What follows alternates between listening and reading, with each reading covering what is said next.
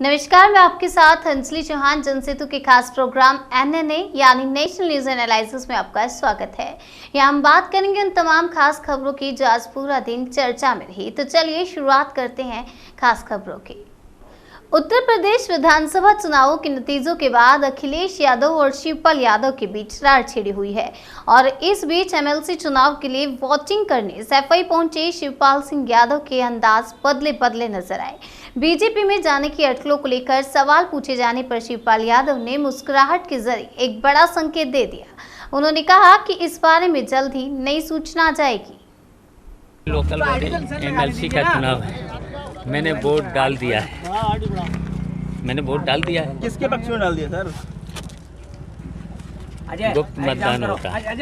कुछ बात कहना चाहें सर? दिल की बात। गुप्त मतदान होता है सर, बात समाजवादी पार्टी आरोप लगा रही है कि निष्पक्ष मतदान नहीं हो रहा है। रामगोपाल जी कह रहे फेयर वोटिंग नहीं हो रही है, इस पर क्या कहना सर? इस पर अभी मुझे कुछ नहीं कहना है, बस इतना जानते हैं देखिए बहुत जल्दी उचित समय आने वाला है। सर चेहरे पे मुस्कुराहट कुछ बयां कर रही है सर। वो घोषणा कब तक होगी, क्योंकि आप कह रहे हैं कुछ बहुत जल्दी उचित समय आएगा। क्या नवमी के बाद? और आपने कहा था कि नवरात्र के दौरान जो है एक बड़ी घोषणा हम कर सकते हैं, बड़ी चीजें कर सकते हैं। तो बहुत जल्दी, मैंने कहा बहुत जल्दी उचित समय आने वाला है, उसका इंतजार करो। अच्छा, आज गुप्त मतदान सर थोड़ा बता दीजिए। गुप्त मतदान तो आप समाज बस हम जानते हैं, मैंने वोट किया है, जीत होना निश्चित है। किसकी जीत हो रही है? 27 सीटों में किसकी जीत लग रही है? अब एसपी कितनी जीत रही है, बीजेपी कितना जीत रही है? अब रिजल्ट आएगा तब देख लेना। अरे सर कुछ तो बोल दीजिए। रिजल्ट आएगा तब देख लेना। आप समझ यूपी के बदायूं में विद्युत विभाग और नगर पंचायत आमने सामने आ गए और दोनों के बीच जंग छिड़ी है। विद्युत विभाग ने अपना काम किया तो बदले में नगर पंचायत कर्मियों ने कूड़े के अंबार लगाकर विद्युत विभाग को नसीहत दे डाली, जिससे नाराज विद्युत कर्मियों ने पूरे इलाके की विद्युत सप्लाई बाधित करने की चेतावनी दे डाली। क्या है पूरा मामला, देखिए इस रिपोर्ट में। पूरा मामला नगर पंचायत दहगवा का है, जहां 6 अप्रैल को बदायूं के आला अफसरों द्वारा विद्युत विभाग के कर्मचारियों को आदेश दिया गया कि जो भी अवैध कनेक्शन चल रहे हैं उनको काटा जाए और जिन लोगों पर बिल ज्यादा है उन लोगों के कनेक्शन काटे जाएं। चेकिंग के दौरान विद्युत विभाग के कर्मचारी नगर पंचायत दहगवा में चेकिंग कर रहे थे। उसी दौरान उन्होंने देखा कि नगर पंचायत के कार्यालय में अवैध रूप से बिजली चलाई जा रही है, जिसके बाद विद्युत विभाग ने तुरंत एक्शन लेते हुए 6 अप्रैल को नगर पंचायत के अवैध कनेक्शन को काट दिया। जिसके बाद गुस्साए नगर पंचायत कर्मचारियों ने विद्युत विभाग के कर्मचारियों से बदला लेने की ठान ली। नगर पंचायत के कर्मचारियों ने विद्युत विभाग के मेन गेट पर कूड़े के ढेर का अंबार लगा दिया, जिससे विद्युत विभाग के कर्मचारियों को बाहर निकलने के लिए कोई रास्ता नहीं बचा। मैं उत्तर प्रदेश पावर कॉर्पोरेशन निविदा संविदा कर्मचारी संघ से हरीश चंद्र यादव, प्रदेश संगठन मंत्री। मैं आपको बताना चाहता हूं कि दिनांक 6 अप्रैल के लिए विद्युत उपकेंद्र दहगवा के कर्मचारी अबरा अभियंता के आदेशानुसार चेकिंग अभियान में थे।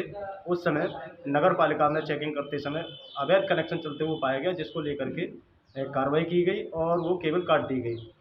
इसी से नाराज होकर के नगर पालिका के कर्मचारियों एवं संबंधित अधिकारियों के द्वारा आज विद्युत उपकेंद्र दहगवा पर कूड़ा डाल करके रास्ता बंद कर दिया गया, जिससे कर्मचारी हमारे जो है बदबू के कारण रुक भी नहीं पा रहे हैं और जिससे हमारे कर्मचारियों में बहुत ज़्यादा रोष उत्पन्न है। और अगर ये रास्ता साफ नहीं की जाती है तो आने वाले समय में जिले की सप्लाई बाधित हो सकती है।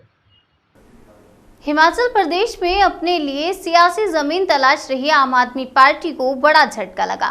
हिमाचल प्रदेश के आम आदमी पार्टी के अध्यक्ष अनूप केसरी समेत 2 अन्य नेताओं सतीश ठाकुर और इकबाल सिंह ने बीजेपी का दामन थाम लिया। तीनों नेताओं ने केंद्रीय मंत्री अनुराग ठाकुर और बीजेपी के राष्ट्रीय अध्यक्ष जेपी नड्डा की मौजूदगी में पार्टी ज्वाइन की।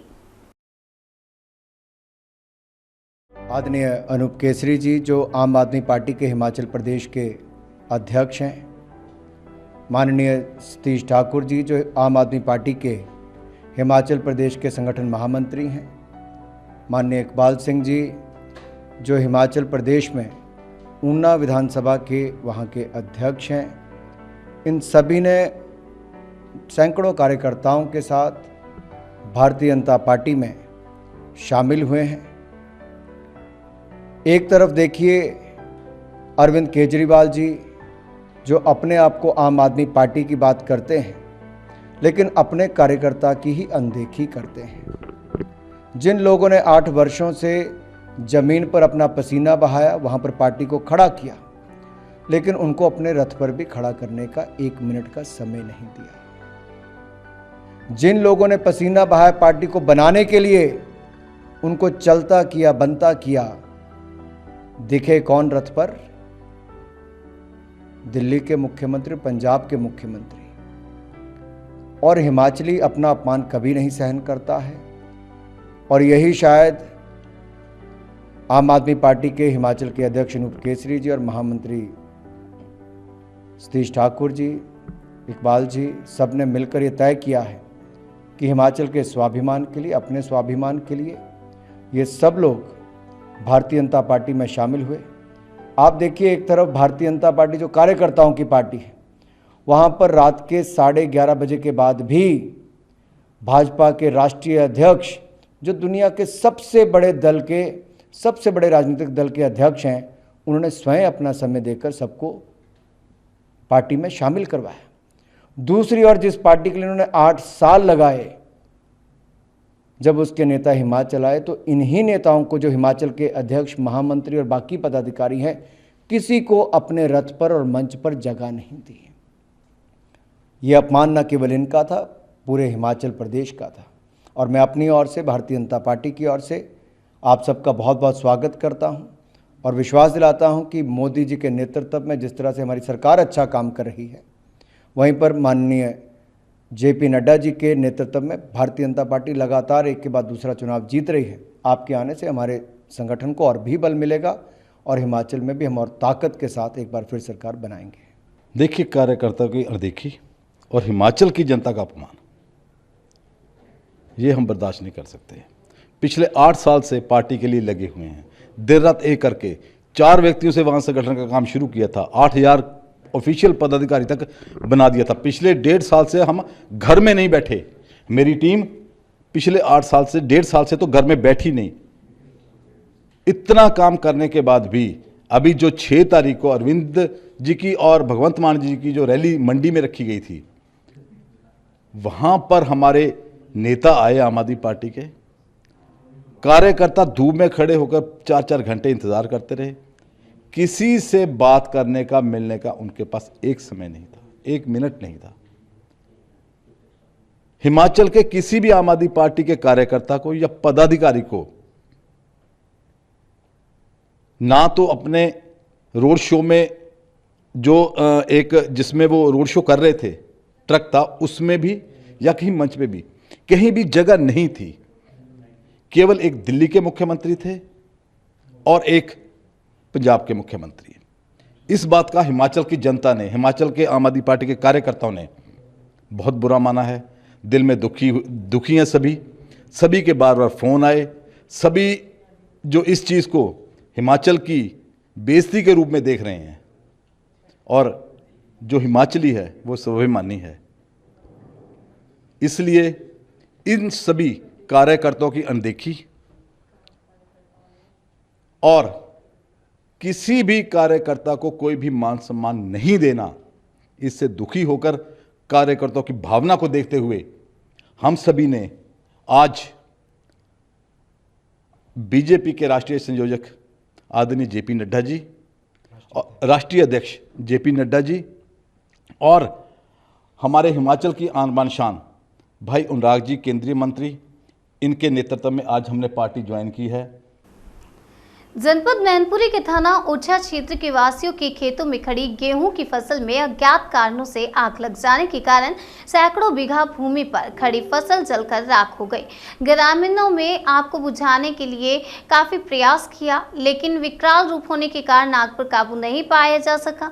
मौके पर पहुंची दमकल विभाग की टीम ने कड़ी मशक्कत के साथ आग पर काबू पाया।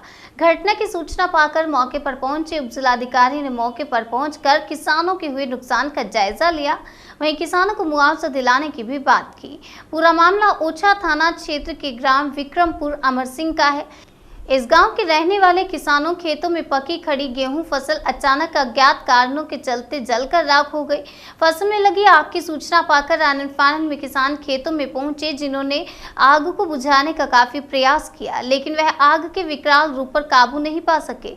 घटना की सूचना थाना पुलिस को दी गई। मौके पर पहुंची पुलिस ने आग को बुझाने का प्रयास किया, तो वहीं घटना की सूचना दमकल विभाग मैनपुरी को दी गई।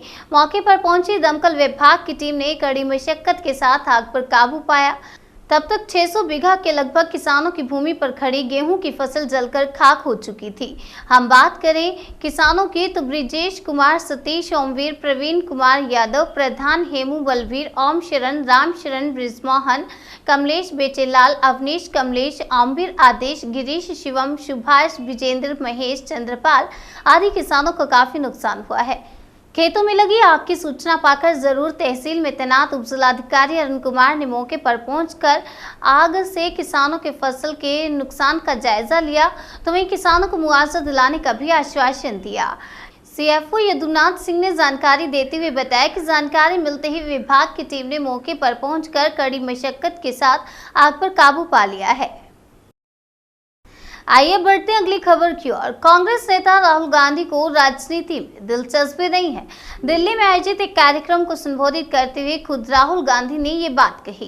कांग्रेस नेता ने कहा कि मैं सत्ता के बीच पैदा हुआ, मगर मुझे अजीब बीमारी है कि मुझे राजनीति में दिलचस्पी ही नहीं।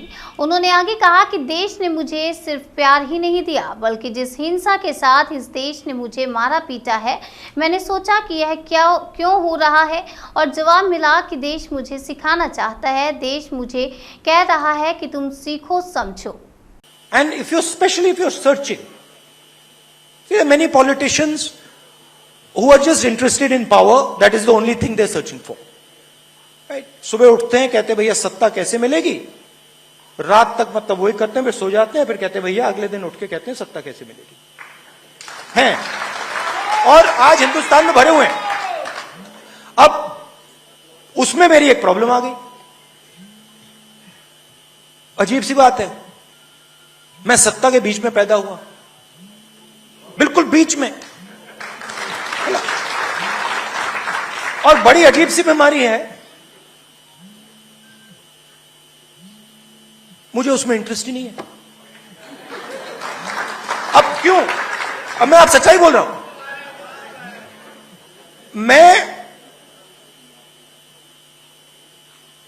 मैं रात को सोता हूं, अपने देश को समझने की कोशिश करता हूं, सुबह उठता हूं, प्यार है देश से, इसीलिए मैं, जैसे एक प्रेमी होता है जिससे वो प्रेम करता है, वो उसको समझना चाहता है, तो सुबह उठता हूं, मैं समझने की कोशिश करता हूं, और एक प्रकार से मैं भीख मंगा हूं। नहीं सुनो, क्यों? क्योंकि मेरे देश ने बिना कोई कारण पूरा का पूरा प्यार मुझे दे दिया,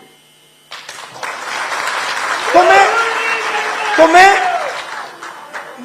मेरे सुनो, मेरे ऊपर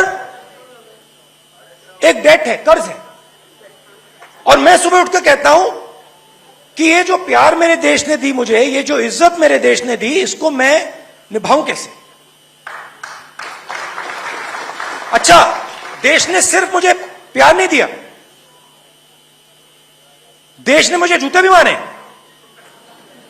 नहीं, आप समझ नहीं सकते कितनी जोरों से, कितनी हिंसा से इस देश ने मुझे मारा है, पीटा है।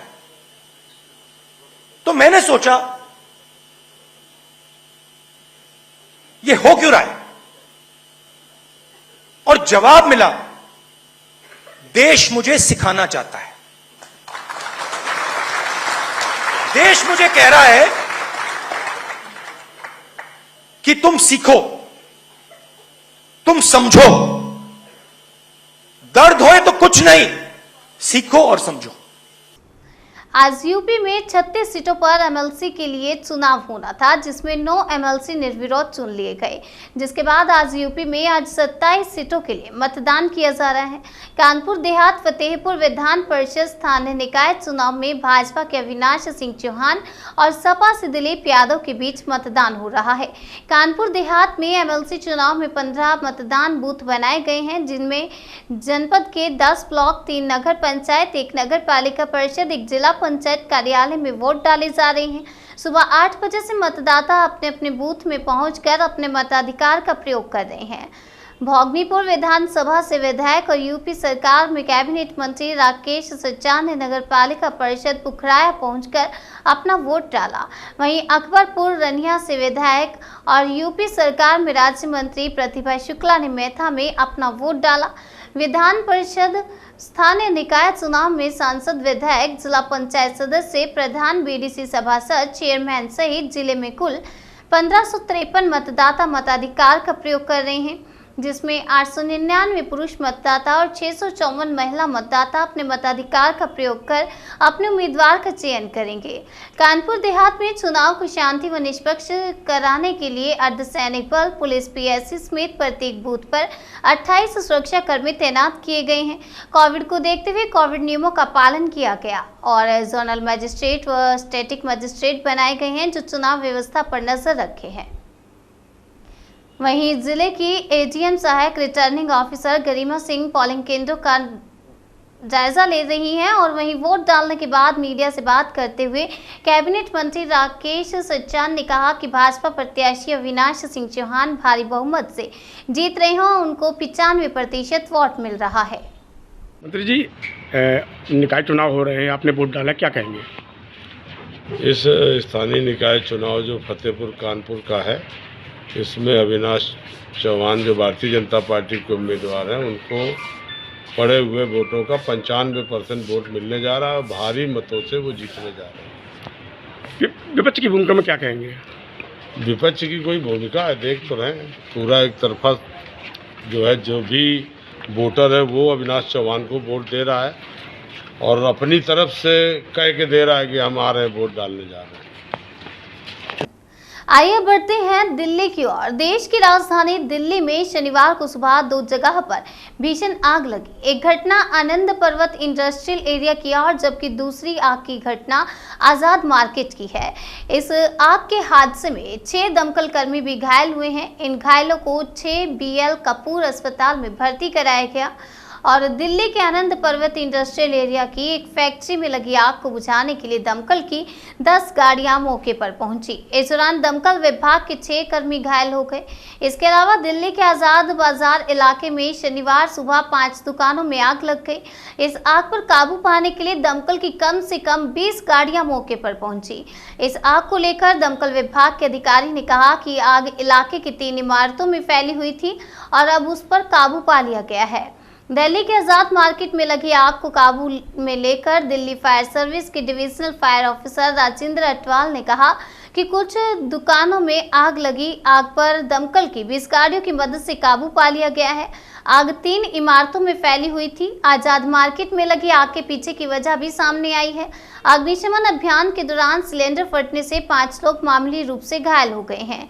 सभी घायल सुरक्षित हैं और स्थिर स्थिति में है। नेशनल न्यूज एनालिसिस में आज के लिए फिलहाल इतना ही। तब तक के लिए बने रहिए हमारे साथ और देखते रहिए जन सेतु जन से सरोकार।